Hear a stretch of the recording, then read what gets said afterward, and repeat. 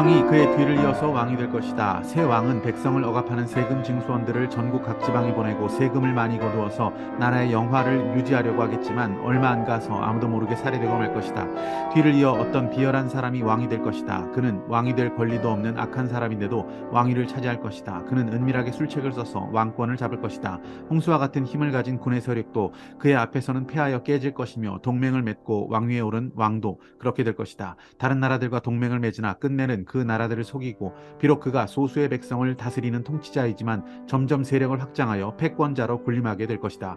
그는 선전포고도 하지 않고 부유한 지방을 침략하여 그의 조상이나 그 조상의 조상도 하지 못한 일을 할 것이다. 그가 추종자들에게 전리품과 노량물과 재물을 나누어 주고 요새 지역을 공격할 음모를 계획할 것인데 그의 통치 기간은 얼마 되지 않을 것이다. 그는 남쪽 왕을 치려고 용기를 내서 큰 군대를 일으킬 것이다. 남쪽 왕도 매우 크고 강한 군대를 일으켜서 맞서서 싸우지만 대항하지 못할 것이다. 북쪽 왕이 음모를 꾸며서 남쪽 왕을 칠 것이기 때문이다. 남쪽 왕과 함께 왕실 음식을 먹는 사람들이 왕을 멸망시킬 것이다. 그의 군대가 패할 것이고 많은 군인이 쓰러져 살해될 것이다. 그때 그 두 왕이 함께 먹으려고 한 식탁에 앉지만 그 동기가 악함으로 서로 거짓말을 주고받을 것이다. 그러나 하나님께서 정하신 때가 오지 않았으므로 그들은 원하는 바를 얻지 못할 것이다. 북쪽 왕은 전리품을 많이 가지고 그의 본토로 돌아갈 것이다.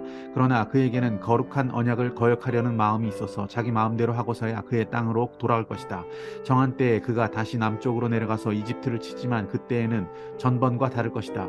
서쪽 해안의 배들이 그를 치러 올 것이고 그 때문에 그는 낙심할 것이다. 그는 퇴각하는 길에 거룩한 언약을 맺은 사람들에게 분풀이를 할 것이고 자기 나라로 돌아가서는 거룩한 언약을 저버린 사람을 뽑아서 높이 앉힐 것이다. 그의 군대가 성전의 요새 지역을 더럽힐 것이며 날마다 드리는 제사를 없애고 흉측한 파괴자의 우상을 그곳에 세울 것이다. 그는 속임수를 써서 언약을 거역하여 악한 짓을 하는 자들의 지지를 받을 것이지만 하나님을 아는 백성은 용기 있게 버텨나갈 것이다.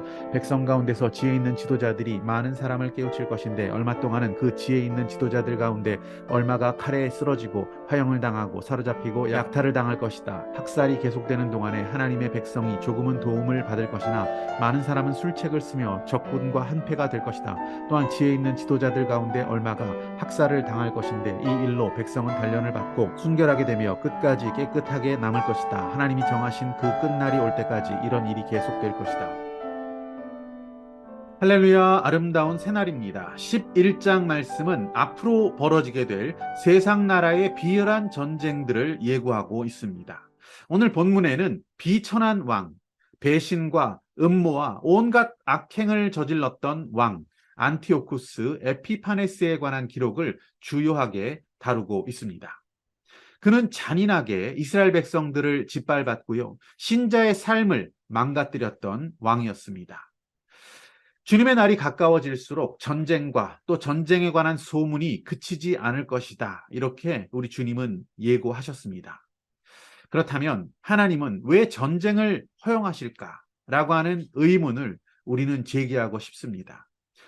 하지만 결국 우리 인간, 우리 죄인들이 살아가고 있는 이 세상 나라에서 전쟁이란 것은 불가피한 것이 아닐까라는 생각이 듭니다. 전쟁도 역시 죄의 결과입니다.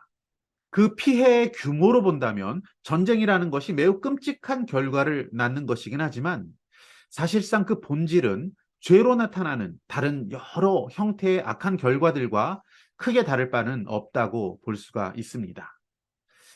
참 안타까운 질문이긴 하지만 왜 전쟁 때문에 죄 없는 사람들까지 이유 없이 고통을 받아야 하는지에 대해서도 하나님께 묻고 싶은 사람들이 참 많습니다. 성경 말씀을 보면 이 땅을 살아가는 사람들 중에서 죄가 없는 사람은 단 한 사람도 없다라고 말씀하십니다. 우리는 모두 다 죄인입니다. 복음이란 것은 한 개인, 한 개인을 향하고 있습니다. 복음은 한 영혼은 구원할 수가 있습니다. 하지만 복음이 한 국가 전체를 또는 인류의 구원을 동시에 단번에 집단적으로 이루어낼 수는 없습니다. 저 먼 어느 나라에서 벌어지고 있는 어떤 전쟁에 대해서 내가 직접적인 책임을 질 내용이 없습니다. 라고 하더라도 인류의 죄에 대한 징벌의 일부를 감당하며 살 수밖에 없는 것이 죄인된 우리들의 인생입니다. 하나님께서는 그렇게 전쟁을 이 땅 가운데 허용하시고 그 전쟁을 통해서 우리의 죄의 실체, 우리 내면에 감추어져 있는 가장 잔인하고 악한 본성을 들여다보게 하십니다. 그때 우리는 하나님 앞에서 우리의 어리석음을 인정하고 우리의 전적인 부패함과 하나님의 징벌 앞에 무력함을 고백하며 우리 주님을 더 의지하기 원합니다.